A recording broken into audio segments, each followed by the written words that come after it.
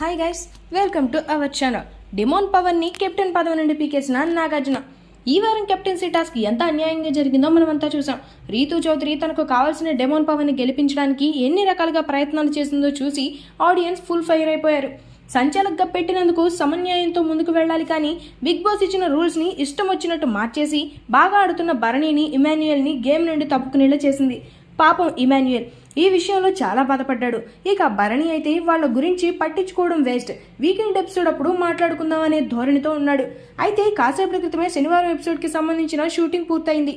ఈ షూటింగ్లోని కొన్ని ఆసక్తికరమైన విషయాలు ఇప్పుడు సోషల్ మీడియాలో లీక్ అయి బాగా వైరల్ అయిపోయింది. ముందుగా సంచాలకుగా వ్యవహరించిన రీతూ చౌదరిని నాగార్జున ఉతికారేశాడు. బిగ్ బాస్ హిస్టరీలో ఇప్పటి వరకు ఏ కంటెస్టెంట్ మీద కూడా నాగార్జున ఈ రేంజ్ లో ఫైర్ అయ్యి ఉండడు. బిగ్ బాస్ ఓటీటీ సీజన్ నడుస్తున్న సమయంలో వీకెండ్ అప్పుడు నటరాజ్ మాస్టర్ మీద ఒక్కటే ఆయన కాస్త కోపం తెచ్చుకున్నాడు. అంతకు 10 రెట్లు ఎక్కువగా ఆయన ఈ రోజు రీతూ చౌదరి మీద ఫైర్ అయ్యాడట. అంతేకాకుండా డెమోన్ పవన్ ని కూడా కెప్టెన్ పదవి నుండి తప్పించాడట. మరి కొత్తగా మళ్ళీ కెప్టెన్సీ టాస్క్ పెడతారో లేకపోతే ఈ వారం అసలు కెప్టెన్ లేకుండా చేస్తారో తెలియాలంటే కొద్ది గంటలు ఆగాల్సిందే. అంతేకాదు, అంతలా అన్యాయం జరుగుతుంటే ప్రశ్నించని కంటెస్టెంట్స్ పై కూడా నాగార్జున ఫైర్ అయ్యాడట.